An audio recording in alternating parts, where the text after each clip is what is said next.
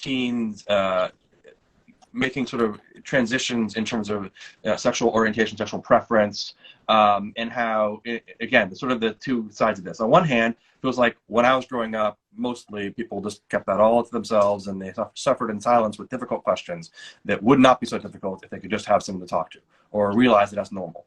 On the other hand, people may feel pressure to sort of, live your truth, live out loud, and it's almost before you're ready to.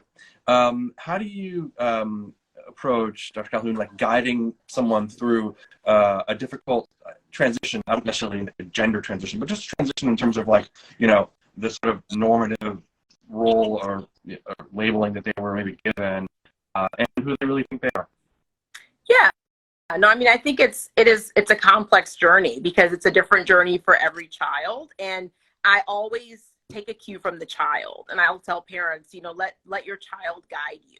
So if your child is asking you questions about, why they were born a boy or why they were born a girl, talk to them about that, so it rarely is helpful to say, oh, let's not talk about this, because if your child is bringing it up, you want to create an environment in which the child's able to talk about, as they're understanding their identity. And I think that,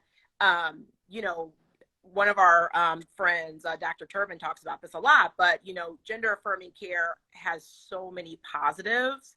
And so I think now with legislation and everything that's going on, it's very, very upsetting for a lot of my kids who I see. And I think the most damaging thing I have seen in children who are sort of identify as, queer or transgender or whatever it may be, is lack of support from their loved ones. And I would say their loved ones, whether they understand, quote unquote, their journey or not, should be present as people who love them and are there to support them. And that's what I try to be, a source of support. And hey, let's talk about this. What have you been thinking about? What have you been struggling with? What do you feel certain about? Let's talk about it. And, with caretakers, talking about the fact that, sure, teens grow, they change, people grow and they change, but that doesn't mean that we shouldn't be present and understanding at every step of their journey, and that we should jump to conclusions about how someone else should identify. I mean, you should identify, I tell my kids, you should identify however you want to. And if you change that, good for you. I'm going to be here to respect you and support you either way. And I think that is very powerful, given that there are so many messages that tell them otherwise. You must act this way. You must act that way. You can't do this. You can't do that. And I think saying, hey, as long as you're not hurting yourself or hurting others, let's explore this. Let's talk about it. I think is really, really important. And so I try to serve as a very positive source of support and really try to help children to feel comfortable and safe talking to me about things, letting them know, hey, you change your mind tomorrow and you decide like, oh, I decided I actually want my pronouns to be this. I'm like, okay, just let me know so that I get it right, and then we keep it moving. And I think I have found that that's been very, very helpful for not just the children, but the parents too, and sort of modeling how do you be a source of support, and the fact that you don't have to understand someone else's experience exactly to be supportive for them, right? And so I think that's been something that I've really, really worked on myself and me doing, and really letting the children sort of guide me. What can I do to support you more? What do you want to talk about? What feels safe for you and right for you right now, as opposed to me saying, we're going to talk about this. I want to know this. It's sort of like, what would you like me to know? Yeah, brain development wise, right? Like adolescents and college age kids are often just doing a lot of identity development, a lot of social development, and they're supposed to ask questions. Maybe we didn't ask them all out loud before, and they're asking them more loudly and proudly and uncomfortably than they were before, but we certainly experiment on all things, right? And so it's always been a time for that. And I want to echo, like, if you turn to someone, friends, family, which is going to be the first source of support for all of this, like when someone tells you something, even if you want to react, try not to, because you can cause another trauma by telling them something that even was actually supportive in your head, but was really hurtful to them.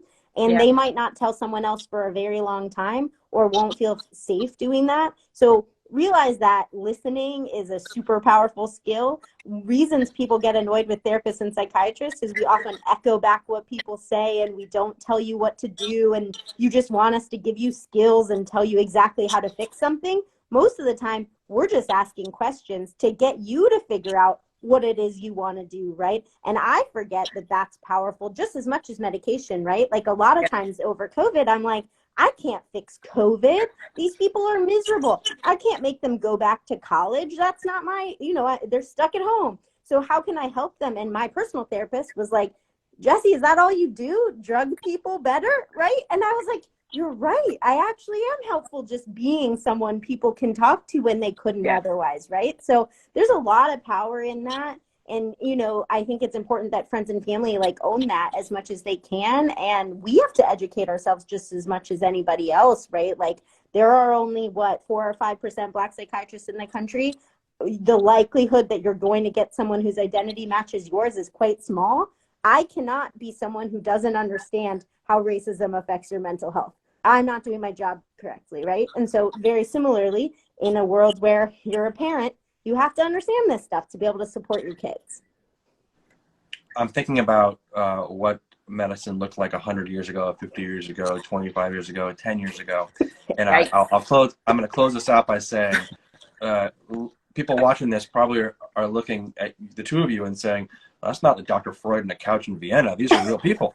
And that's a really good thing. And I think that's maybe, to me, we talked about teen mental health and social media, but I at the end of the day, I am a little bit of a bear on it. Like, I think it's good because it brings people closer to the idea that the help that they need is available, and it's available from people who resemble them intellectually or biographically or some way. And it's not something that's far off for, fancy, people on couches, and, in Vienna. Yeah, the 100 years ago psychiatrists wouldn't have even wanted to talk to you about anything because they were just reflecting you completely.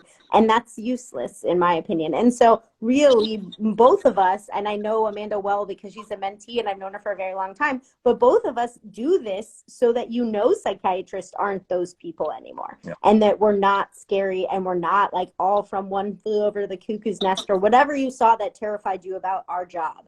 And so being able to do these things with you guys, to be able to go on TV, to be able to have social media is really for us to say, like, the field is different and changing and we want to change, and like, let us help you and feel safe coming to us. And don't worry that we're just going to like lock you up and drug you to sleep.